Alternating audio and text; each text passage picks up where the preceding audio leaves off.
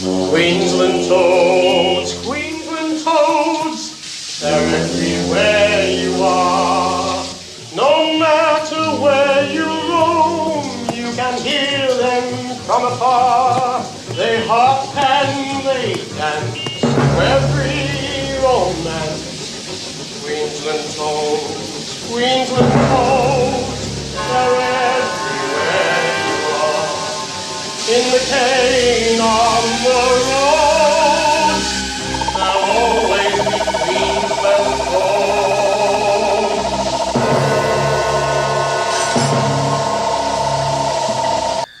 Well, as you see now, I have quite a few which I attract by using a light which is not very powerful, which attracts insects, and also occasionally I feed them with scats.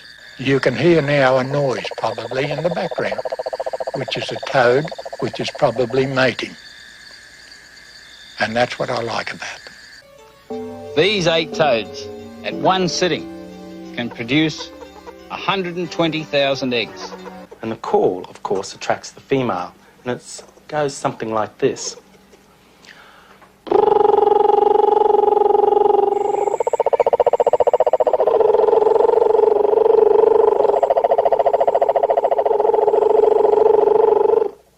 And I suppose the female picks the best or the sweetest of those calls.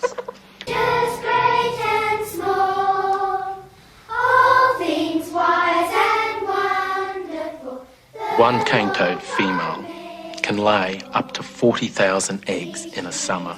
That's a large number of eggs. Then the tail is reabsorbed and they move onto the land as small toads.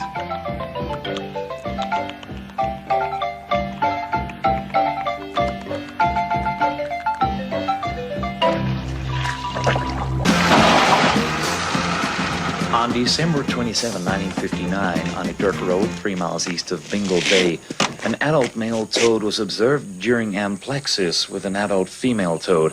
At least 3 factors appeared quite unique about this situation. First, the female was dead, and had been for some time. It appeared as if she had fallen victim to a car.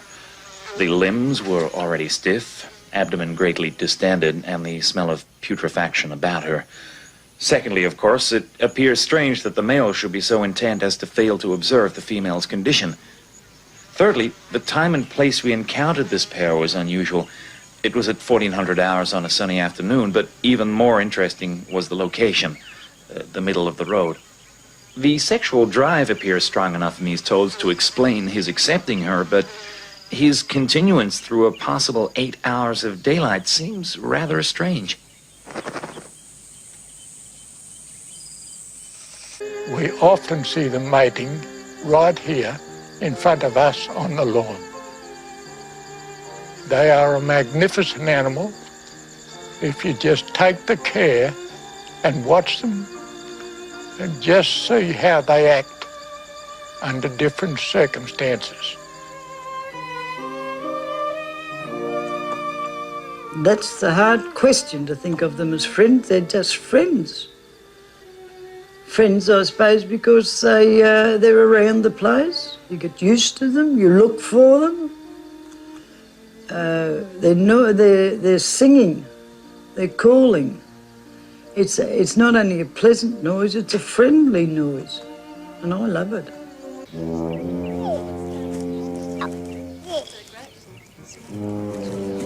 Taken Eddie down there a couple of times. Yeah. Out. Out. Out.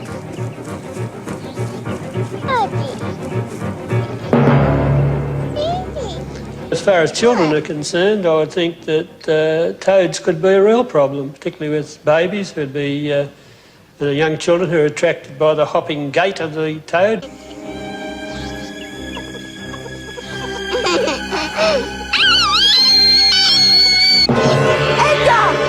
The death of my native cat led me into a kind of an eternal revenge against the cane toad. Once I realised what the cause was, I immediately started getting rid of all these cane toads by killing the cane toads. I I got a piece of pipe and went about getting rid of all these cane toads. Quite a few of the cane toads were quite hard to kill, so I got a knife and pushed through the others. And after about a period of a week, I killed hundreds of cane toads. So I was running around at night, and I actually hit one of these cane toads with my geology pick. And hence, it's all my fault what happened, but nevertheless, it's an unforgettable experience.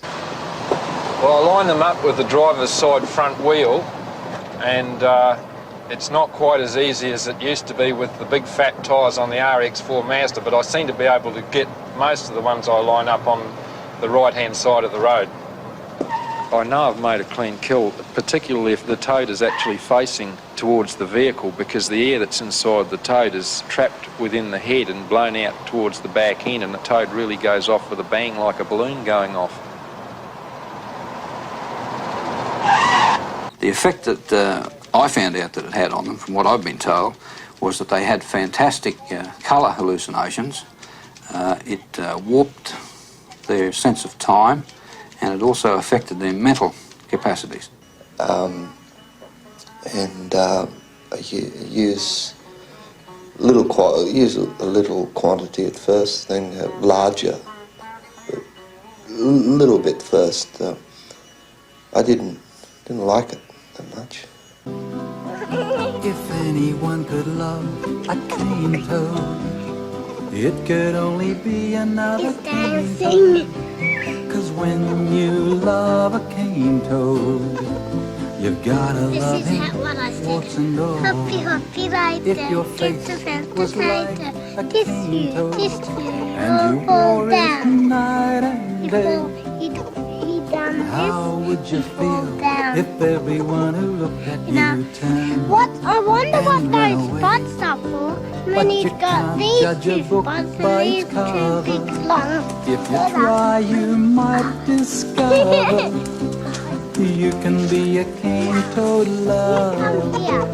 Then I wouldn't have to say, oh, if anyone could love a cane toad, it could only be another cane toad. Get down again. No, you can't get up. No. You gotta love down, and then I tickle. Just be quiet. When I tickle his tummy, he really likes it. But if I tickle his feet, he doesn't like it. Sometimes I call him Greenie, and sometimes I call him Reddy, sometimes I call him Cane, almost Toad. Sometimes I call him Dairy Queen. At the moment, we have absolutely no way of controlling the cane toad.